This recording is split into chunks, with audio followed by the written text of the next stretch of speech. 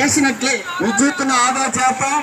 మన జాతీయ ప్రకృతి సంపదను అందరికీ వందనాలు, రమణ చందనాలు,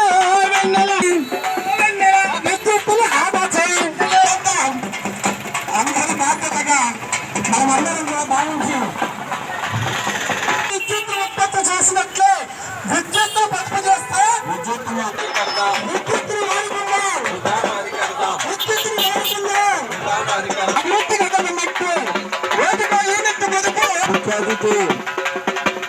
గౌరవనీయులు బెంగళూరు శాసనసభ్యులు ప్రతి చేయించాల్సిందిగా కోరుతున్నాం. విద్యుత్ పొదుపుని నా దినచర్యలో భాగంగా చేసుకుంటాను. సహజ వనరుల్ని రక్షించుకుని కాపలాదారుగా ఉంటాను.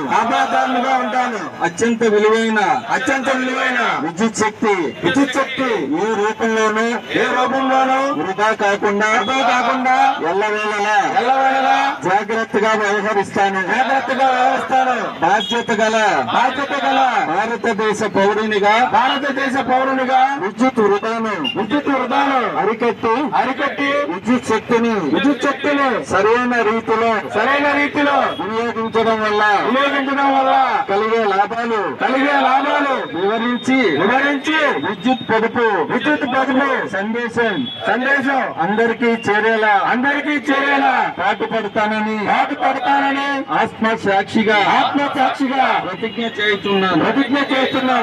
ఇంధన పొదుపు మరియు సంరక్షణలో భాగంగా మరి ఈరోజు మన జిల్లాలో కలెక్టర్ ఆఫీస్ నుండి ఫైర్ స్టేషన్ సెంటర్ వరకు ర్యాలీ తీసినటువంటి విద్యుత్ శాఖ ఎస్సీ గారికి, వారి యొక్క మరి ఆఫీస్ లో ఉండేటువంటి ప్రతి ఒక్క ఉద్యోగస్తుడికి, కింద స్థాయిలో ఉన్నటువంటి లైన్ మెన్ వరకు ప్రతి ఒక్కరు కూడా హృదయపూర్వకంగా నమస్కారాలు తెలియజేస్తున్నాం. ఈ రోజు మరి ప్రభుత్వం అన్ని విధాలుగా కూడా సౌర విద్యుత్తుని మరి వినియోగంలో తీసుకుని వచ్చి సోలార్ ని మనం డెవలప్ చేస్తూ ప్రతి ఒక్క యూనిట్ ని పొదుపు చేయాలి, ఆదా చేయాలి, దాన్ని వేస్ట్ గా ఉపయోగించకూడదు అనే ఉద్దేశంతో మరి సబ్సిడీ ఇచ్చి కేంద్ర రాష్ట్ర ప్రభుత్వాలు ప్రోత్సహిస్తా ఉన్నాయి. సిబ్బంది కూడా నిరంతరం మరి పర్యవేక్షణలో మనం ఈ రోజు ఎంతో నాణ్యమైనటువంటి విద్యుత్తుని ఇవ్వగలుగుతున్నామని మేము విశ్వసిస్తున్నాం. మీ పనితీరుని అభినందిస్తున్నాం. బైక్ ర్యాలీ పెట్టడం అది చాలా సక్సెస్ అయినందుకు ముఖ్యంగా అమ్మూరు వాళ్ళకి ధన్యవాదాలు తెలియజేస్తున్నాం.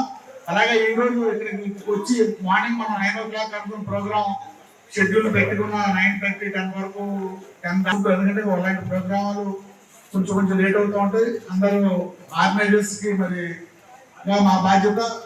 పాపం లేడీస్ మీరు అందరూ వచ్చి అక్కడ వెయిట్ చేసినందుకు మీరు మరొకసారి ధన్యవాదాలు తెలియజేసుకుంటూ, ఈ విద్యుత్ పొదుపు అనేది ముందు మన దగ్గర నుంచే స్టార్ట్ అవ్వాలి. ఎందుకంటే ఆ భాగంగానే మనం మన ఆఫీసులన్నింటికి కూడా సోలార్ పెట్టడం జరిగింది, బ్రష్లెస్ ఫ్యాన్స్ పెట్టడం, అట్లాగే సిఎఫ్ఎల్స్ పెట్టడం కూడా జరుగుతుంది. సిఎఫ్ఎల్స్ అండ్ ఎల్ఈడి బల్బులు కూడా మార్చడం జరిగింది. దానివల్ల ఏంటంటే విద్యుత్ ఆదా చేసామంటే విద్యుత్ ఉత్పత్తి చేసినట్లే అని అన్నాం. ఎందుకు ఎలా అంటే మన అన్ని జనరేషన్ ఎక్కడి నుంచో విద్యుత్ ఇబ్రహీంపట్నం నుంచి మనకి ఇక్కడ రావాలంటే, ఇక్కడ 1 యూనిట్ రావాలంటే అక్కడ 2 యూనిట్లు జనరేట్ చేస్తే కానీ రాదు. అలాగే మెయిన్ విద్యుత్ అంతా కూడా కోల్ నుంచి తీస్తున్నాం. చూడండి, కోల్ అండ్ క్రూడ్ ఆయిల్ ఈ రెండు మనకు ప్రధానమైన వనరులు.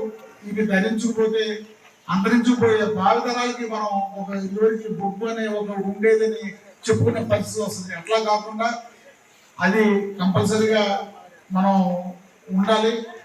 మనం ఈ ఇంధనం పొదుపు చేసినట్లయితే ఆ బొగ్గు మండించడం తగ్గుతుంది. మరి మా భవిష్యత్తు ఏంటి? మేము ఏం చేయని పాపానికి మేము ఎందుకు బలి కావాలి? మరి ఫ్యూచర్ జనరేషన్ మరి మేము ఎందుకు బలి కావాలని మరి పర్యావరణ శాస్త్రవేత్తల మీటింగ్ లో ఒక అంశాన్ని లేవనెత్తినప్పుడు ప్రపంచ దేశాలన్నీ ఉలిక్కిపడ్డాయి. మానవ మనుగడకే ప్రమాదం అంటే ఏ టాబ్లెట్స్ కూడా మనుషులు పనిచేయవు.